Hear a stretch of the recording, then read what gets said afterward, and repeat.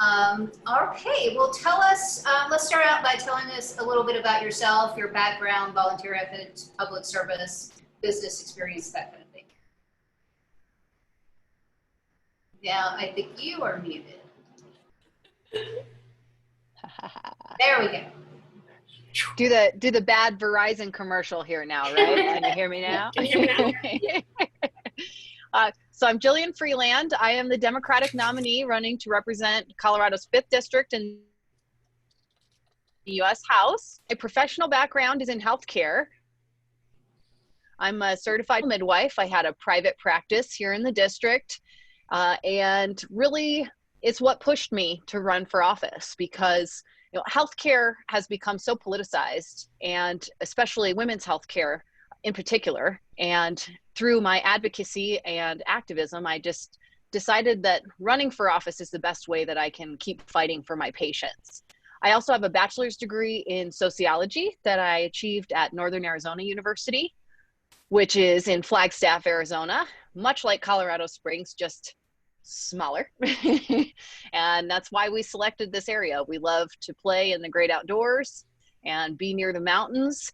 And my partner, Dylan, we've been married for 7 years. We have 2 beautiful little girls. They are 2 and 4, and they are a driving force behind my decision to run for office, because what I perceive as our path right now doesn't give me the kind of hope for their future that I had when we decided to have children.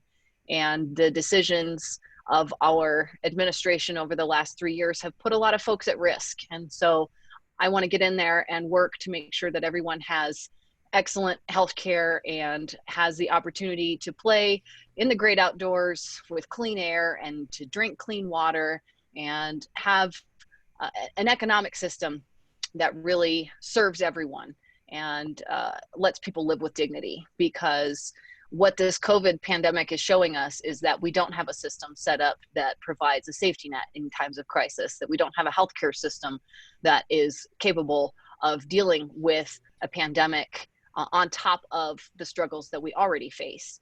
And so both my professional background and my personal life with 2 little girls are what has pushed me into running for office. I serve on 2 El Paso County boards, on the Community Corrections Board and the Board of Adjustment. I joined those 2 boards in particular because I'm interested in criminal justice reform, and I wanted to get a deep look at the way our system is functioning now so that I can be a more effective legislator down the road. And the Board of Adjustment, it deals with real estate zoning. And so I joined that board because I wanted to learn more about housing decisions and the way we make exceptions when people have a different idea than what is the standard for the area.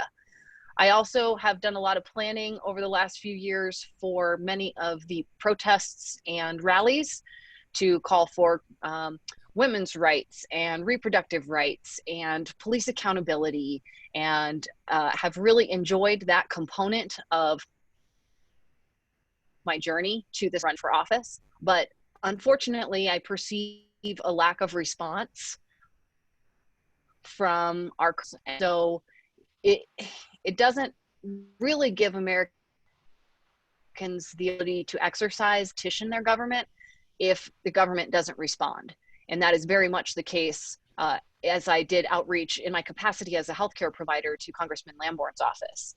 He just was not enthusiastic about hearing from a women's healthcare provider. And so because I couldn't encourage him to take the steps that I perceive as a healthcare provider to improve our system, I decided to make a run for it myself.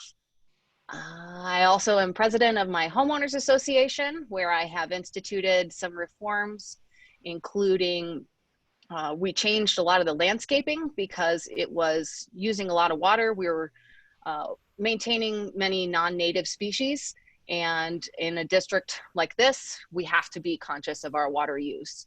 And so we replaced all of the non-native vegetation with xeriscaping to be responsible both fiscally to our homeowners, but also environmentally responsible. And yeah, I think that's a pretty comprehensive rundown. So tell us your leadership style and how you will lead differently than Doug Lamborn. Well, I see government as collaborative.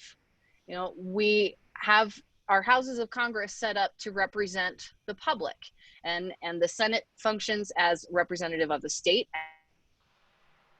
and the US members are supposed to be more responsive to their public. We have the shorter election cycles and a smaller population that we are accountable to.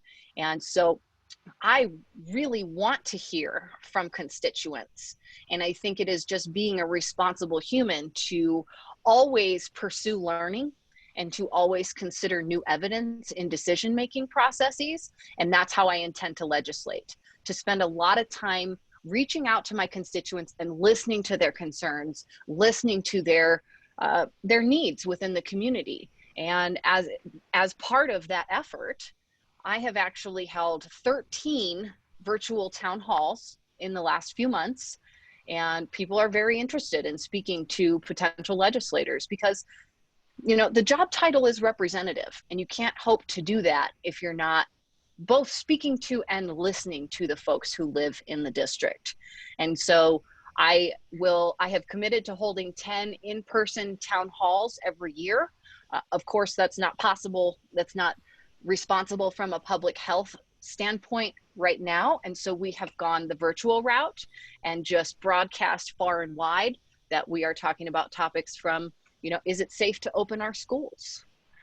What is the current situation in our healthcare system? We've brought in, you know, retired principals and current educators and a variety of experts from in the community, because that is who needs to be driving our policy decisions. And so that openness, that welcoming of new information, of constituent input, is a way to lead that isn't authoritarian. It is cooperative, and that's what I seek from our government.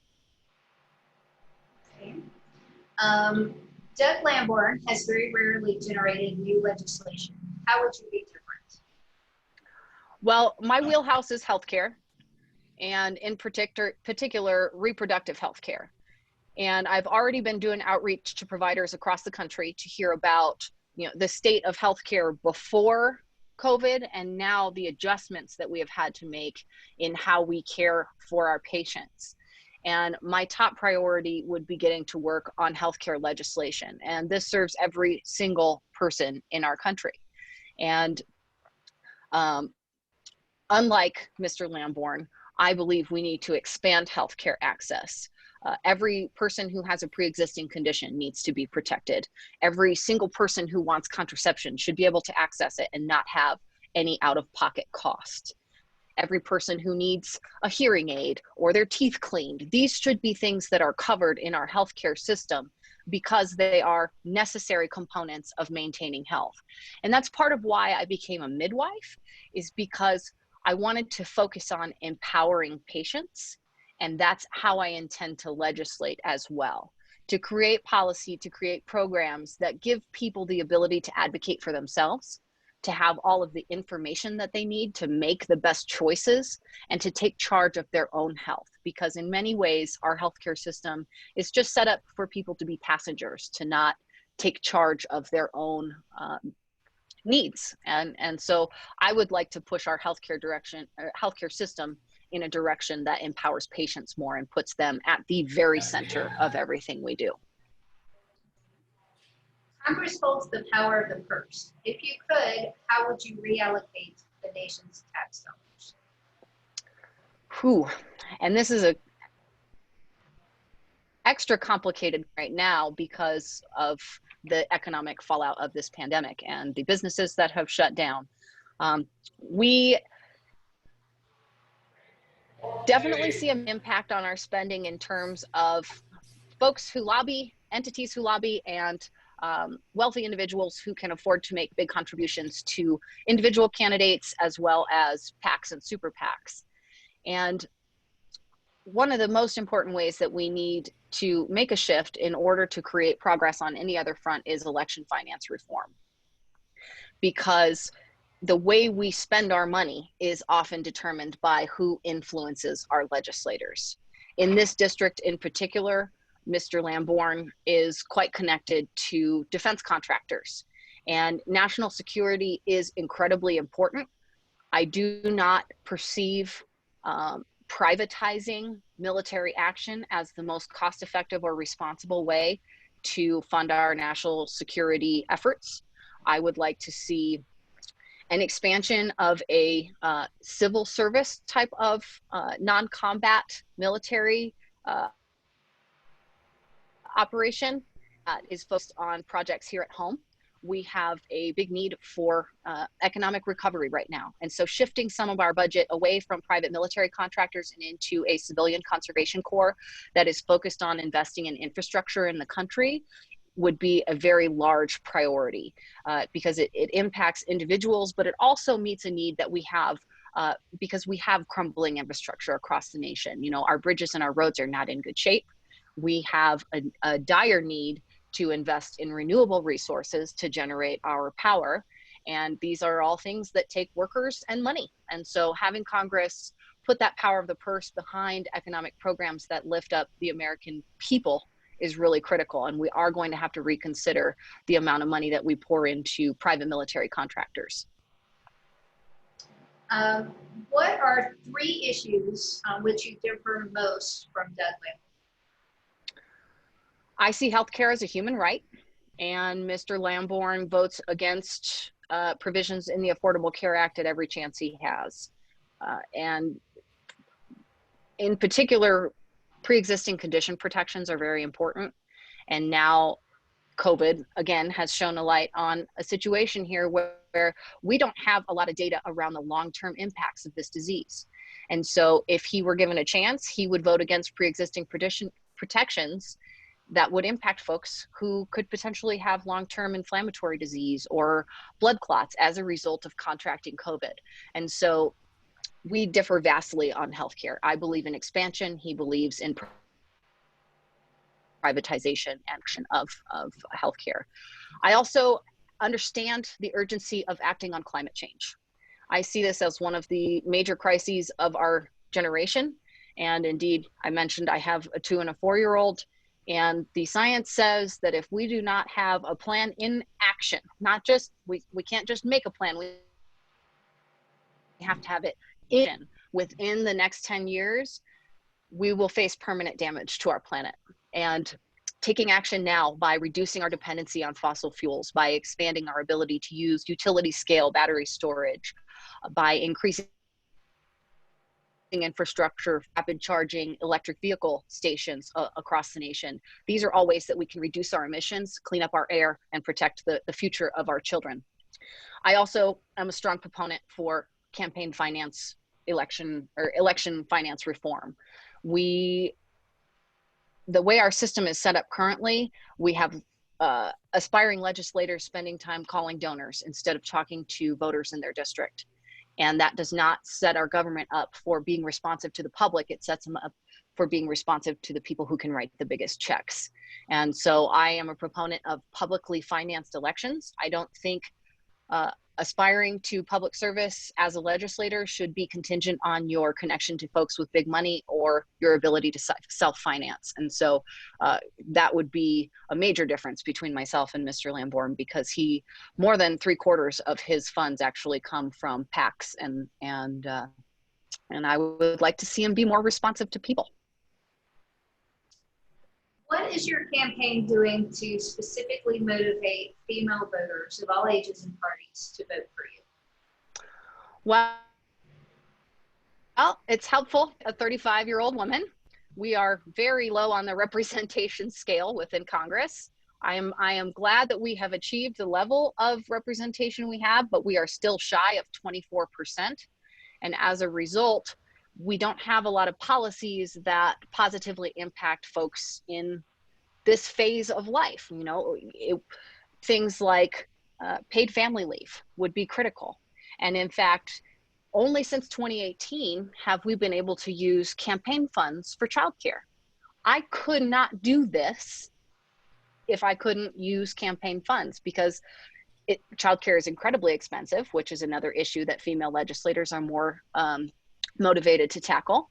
But it also only came because a mom of young children ran for Congress, and so she petitioned for it. And this was just not an issue that was on the radar of the folks that have been traditional our legislators. And so having women in particular see other women that are aspiring to make the country a better place is motivating to turn out and vote, and to even maybe think a little more critically than just party lines, to actually look at candidates and say, okay, what do they stand for? And what am I voting for when I choose this candidate? And I am inspired by the number of people who are not the traditional politicians who have stepped up, especially in this cycle. There are a lot of phenomenal candidates that are running on family values, that, you know, that paid maternity leave, you know, making sure that our education system is fully funded, because teachers are overwhelmingly female. And it is a profession that is overworked and underpaid. And so seeing more teachers in office would be wonderful as well. And so diversity is a major selling point in this time, because that's not what we have, and it's how we got to this hyper-partisan situation and why we are struggling to deal with this crisis, because we just don't have a diverse governing body that has the essence of the many walks of life that we have in our country and in our district. Tell us why you joined the El Paso Community Corrections Board and what you think you have accomplished there. Well, I joined it because I am aware of the many systemic issues within our criminal justice system. We incarcerate more people of color than white people, and that is just not statistically borne out as appropriate, and it speaks to a systemic racism issue, and I wanted to learn more. It gave me access to a couple of the facilities locally, and I got a better understanding of the processes involved in considering folks for community corrections. It also gave me a deeper understanding of what programs we offer in our DOC facilities versus in our halfway houses right here in El Paso County. And one of the I suppose strongest lessons I've learned is that we do not have programs in our DOC facilities that are offered in our halfway houses, and therefore we need to expand programming that is available to our offenders that are in DOC facilities. It is irresponsible to think that we should incarcerate someone who has a drug problem, let them sit in prison and get cleaned up just due to lack of access, but not give them the training and the tools so that they can remain sober when they leave the facility. And we are doing a disservice both to our taxpayers who pay for offenders to be in these facilities, but also to the offenders themselves. Prison and any phase of the correctional system should be a learning experience that sets people up to get out of the system and not come back. And that's not the direction that we have been on for a couple of decades now. And one of the projects that I've been really proud to be a part of was a program created by the legislature to create a evidence-based decision-making tool. And what it did is create a matrix for both diversion and clients that are transitioning out of DOC facilities to make sure that when we consider an offender for placement, we are using what the evidence predicts their success rate will be, because we all hold biases. It's just human nature. And so giving a tool to board members to be able to ensure they're using what the evidence says will be someone who is successful in our halfway houses is a great service to both taxpayers and to offenders and to the board, because we can be more logical in the way that we make decisions. And to me, evidence needs to be the driving force behind decision making. And so I was really glad to be able to be part of that team. I will say that my time on the corrections board has been some of the most emotionally challenging work I've done, both in terms of perceived injustice towards the offenders, but also in terms of the desperation that some of the folks in our community are facing. And so it really has provided a strong motivation to cause change.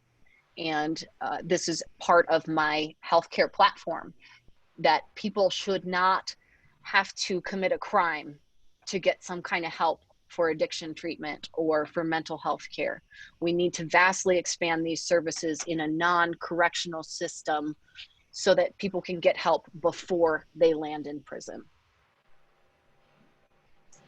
Tell us about your experience as a small business owner and if it helped you prepare for public service. It did. The ability to manage the finances and the logistics of scheduling and understanding the needs of my patients gave me a flexibility and a desire to work with people instead of just dictating this is what's going to happen. Made me recognize that it is very challenging to be a small business owner. In fact, it often ends up with you work a lot more and you get paid a lot less than if you were working for someone else in many ways. And it also made me more determined to disconnect our healthcare from our employment, because different size employers, they have more or less buying power depending on the size of their company. And so they can offer healthcare plans if they're a larger company. And that is not a service to the employer. It's not a service to the employees. And so advocating for a system that does not depend on employers paying for the system, if we make it a payroll tax-based system, then that gives the employers more resources to work with. They could potentially pay their employees a little bit more, which we all know that the cost of living is higher than the federal minimum wage, substantially higher.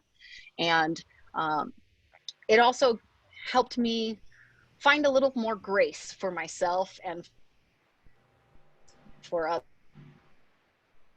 when I'm a consumer, because it just gives a deeper look at the struggle behind that American dream, that desire to be independent and to provide a service to your community, and the roadblocks that are in place to that, whether that is, hiring quality employees or finding a way to take care of them during a maternity leave or provide that health care. And every single experience should inform growth in a person. And so that experience as an entrepreneur showed me the stress behind trying to build a small business and gave me a lot of respect for the folks who do accomplish it.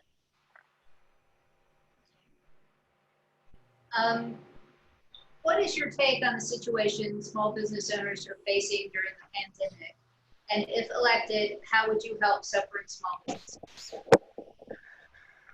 I think that the cutoff for the paycheck protection loans that was written gave an advantage to folks who already had relationships with big banks. And we saw several large companies that still technically qualified as small businesses that took large chunks of the funding that was provided.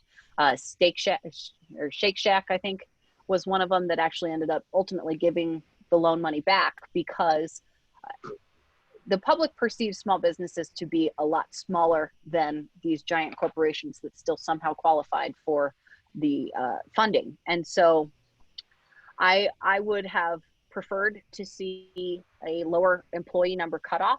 And I do perceive a need to continue the higher employment paycheck rate that was instituted initially. And I actually had a really interesting conversation with a local staffer for a Republican elected official. And we discussed the fact that the perception that folks are going to stay on unemployment because it's paying them more money than going back to work is not a statement on the laziness of American workers. It is an indictment of our federal minimum wage laws. The Congress recognized that $15 an hour is what it takes to live with dignity in communities across the nation. That's how they set that threshold. And so instead of pushing back against giving people sufficient funds to pay their mortgages and feed their kids, we need to take a deep look at the federal minimum wage and see this as a wake-up call, because the Paycheck Protection Program allowed companies to continue paying employees, but it didn't account for the folks who lost their jobs and are continuous their jobs. And so in this, as in many fronts of our country, needs to serve as a wake-up call that we don't have an economic system that is serving people. It is protecting the larger companies a much greater level than it is mom and pop shops that are the bone of our country. Okay. Your opponent often touts the support for local servicemen and women and other military interests. As you know, the military makes up a huge chunk of the local economy, and retired military make up many of the local voters. How will you better support the military, and what will you do to retain Space Force in Colorado Springs? It looks like Space Force is going to stay. I mean, in effect, it's been here for a long time. It is logical to keep it here. It will actually provide a vast expansion of civilian jobs as well. It's anticipated to create more than 100,000 jobs. And so that would be a great opportunity for our many service members as they exit and enter the civilian workforce to continue using the training that they have attained through the military and stay right here in our beautiful community, because it's a great place to live. I mean, we have Garden of the Gods and so many wonderful places to play in the great outdoors, and it's a great community for raising kids. And so continuing the infrastructure expansion that's required for, you know, the physical buildings and everything needed for Space Command to remain here, I would support. We also need to continue our constitutionally mandated U.S. Postal Service. They are one of the largest employers of veterans in the United States, and they provide a valuable service, especially in a state that has mail ballots, but also for folks who depend on rural delivery service and who receive their medications by mail, because it is a long-standing, reliable way to receive the day-to-day things that we need to survive. And so protecting the USPS will be protecting the many veterans and general civilians who work for the USPS. Additionally, continuing to attack our high housing costs is going to be important. We do have a lot of junior enlisted who do not make a living wage based on the cost of living in this city and in many of the cities across the nation. We have housing members dependent on SNAP benefits. We have service members who live in substandard housing because private contractors that manage military housing are not maintaining them to safe levels. And so we have folks that are living in homes that are infested with mold or need asbestos abatement or any variety of issues. And one of the ways that my opponent has actually failed to protect this community and our service members and veterans was he supported the decision to pull more than $8 million out of planned construction projects right here in the community and billions from other communities across the nation and around the world. And these were projects that were, you know, important to the folks who serve in the military. It was, you know, expansion of schools that was desperately needed. I mentioned the moldy housing, asbestos abatement, SNAP benefits. It's kind of a robbing Peter to pay Paul situation. And the way that this administration has basically played a shell game with our finances, that, you know, Congress refused to appropriate funds for the wall on our southern border at the level that the Trump administration wanted. And so they stole from our military. They circumvented that power of the purse that Congress holds exclusively in order to, you know, work on a vanity project, and it hurt our service members, it hurt our veterans. Additionally, our Veterans Administration is crippled by a lack of staffing. There are thousands of positions that are unfilled, and so people wait longer for medical services than they should. Processes that are just a matter of getting through paperwork, and that they are hampered by a lack of staffing. And so I would make sure we fully staff our Veterans Administration to make sure that people can get the services that we promised. When they swore their oath, we swore to protect them going forward, and we need to meet that promise. Where do you fall on, we talked a lot about healthcare, where do you fall on Medicare for all? Do you support that, or do a modification? And how would you pay for it if you do support Medicare for all? So there's a lot of versions of Medicare for All, depending on who you're speaking to. And I try whenever possible to go a little bit deeper than that branding. I think that there are a few areas of public concern that we have fallen into a trap of trying to break it into 3 words, and that cannot touch the complexity of the issue. And so I'd like to be more specific about what I think should be included in our healthcare system. That is, every single service that is part of healthcare needs to be covered. We should not have to have a supplemental plan to get dental care or to get glasses or to get hearing aids. We need mental health care. We need addiction treatment services. And none of these should be extras. They're not luxuries. They are components of healthcare, and they should all be included. When we look at data around the world, the systems that are most successful in terms of fiscally responsible and best health outcomes, what we see is universal single payer coverage is the most efficient and the most cost effective. And we have the benefit of decades of data from other countries that have instituted this style of healthcare. It is ultimately what we need to achieve. I think that the most responsible path and the way that we can give Americans confidence that this path is the best way forward is to begin with a public option.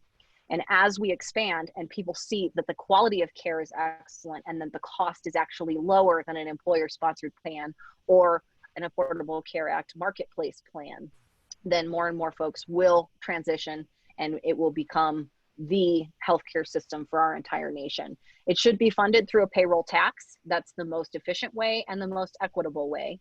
And we would cap the payment level for families that make less than $60,000 a year. They would pay nothing for their healthcare, and then it would be progressive going up from there to fund it. And this is a buying power question. I mean, we all understand that Walmart can sell things cheaper because they can buy more units at a lower price. We can achieve that same economy of scale with healthcare if we don't have a million different little plans. And it makes life easier for providers as well, because I can tell you, when I was in private practice, I spent a disproportionate amount of time just fighting insurance companies to get the coverage for my patients that I knew as the person in contact with them, as the person, checking their blood pressure,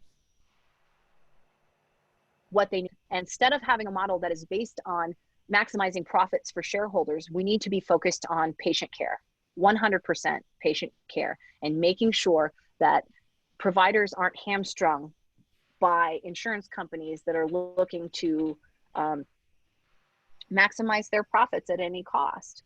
I cannot tell you how many conversations I had with someone who was clearly reading off of a script that is just designed to deny as much coverage as possible. And that doesn't make people healthier, it doesn't make people safer, and it doesn't give them fair access to the services that they are paying for. One additional component that I think is critical is we have to do away with deductibles. They only exist to encourage people to put off their care. That is their practical impact on the lives of Americans, and I'm guilty of it. When I have not met my deductible, well, I can say the only 2 years I've met my deductible were the years I had babies. And so that's when, the things that I went to go to the doctor for, that little speckle on my shoulder that I wanted checked out, that was the year that I was willing to go to the doctor, because that barrier of having to meet a deductible discouraged me from going and getting the care that I was paying thousands of dollars in premiums to access, but still only had access to in name.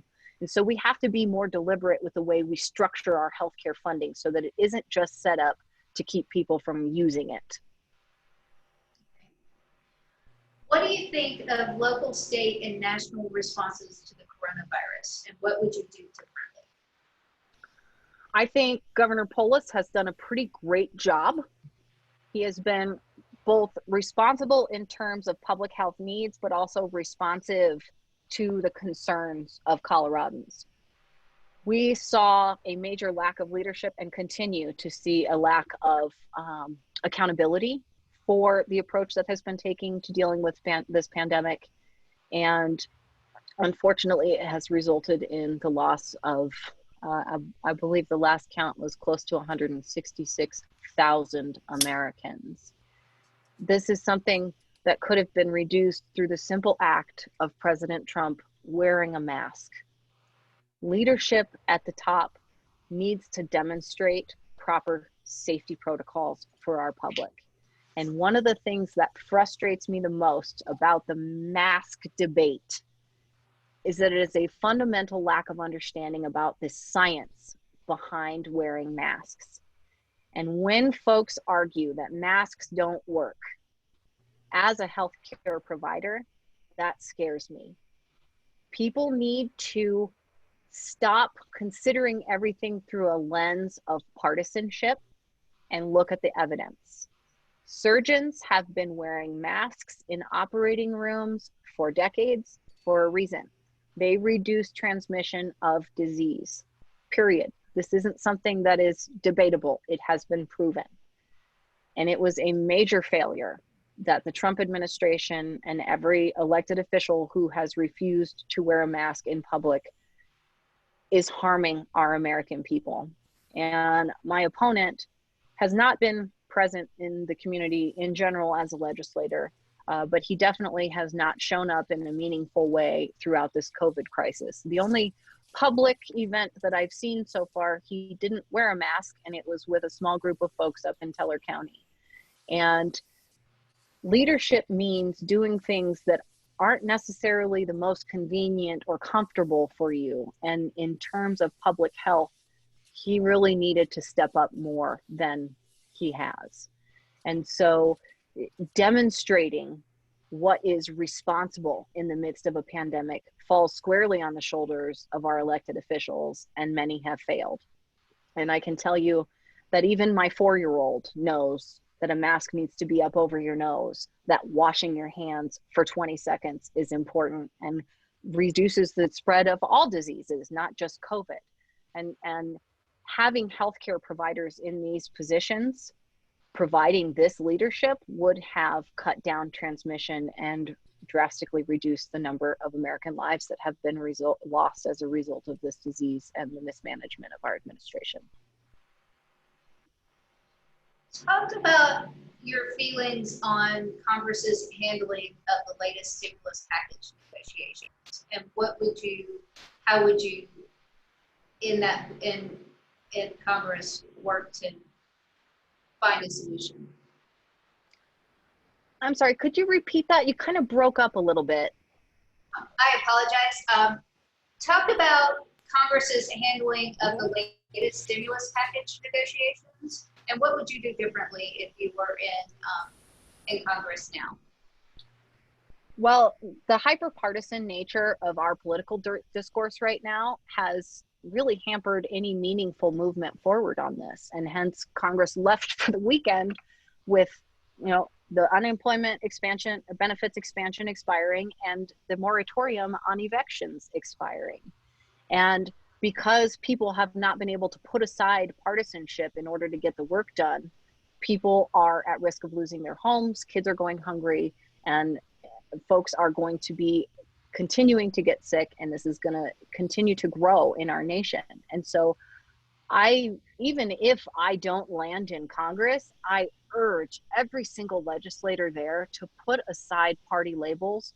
Getting the work done is more important than whether you have a D or an R behind your name. Put the public first, and I think that the Democrats have shown a willingness to work with Republicans. And yes,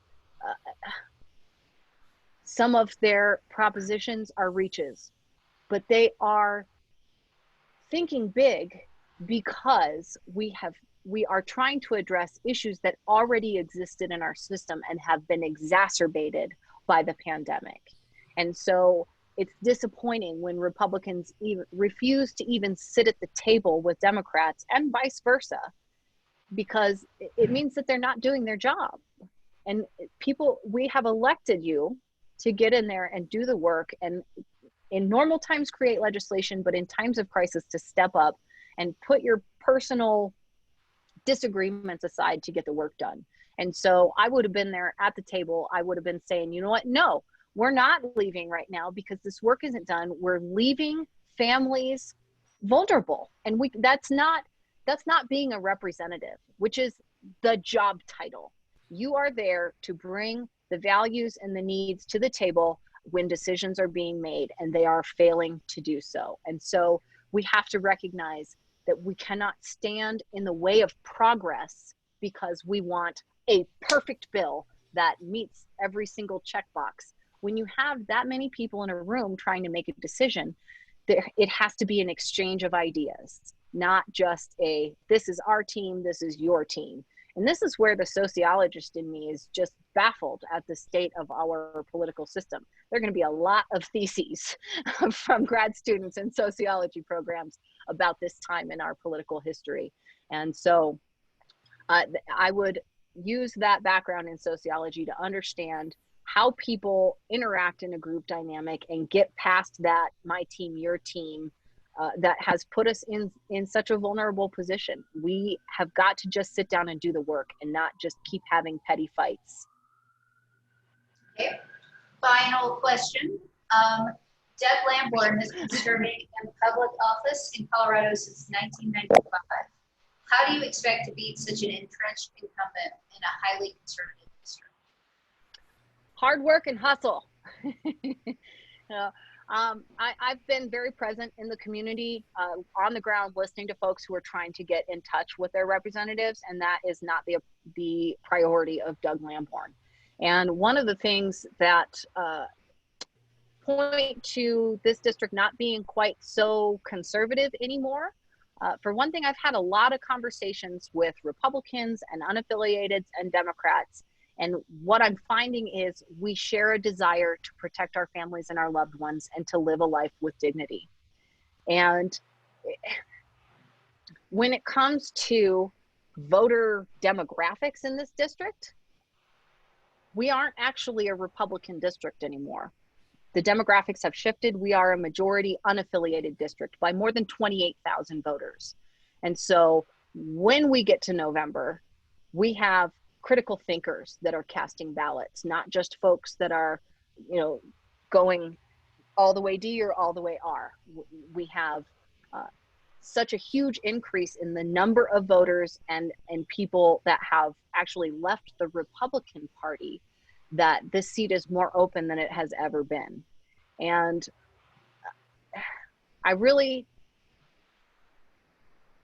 there is another candidate here.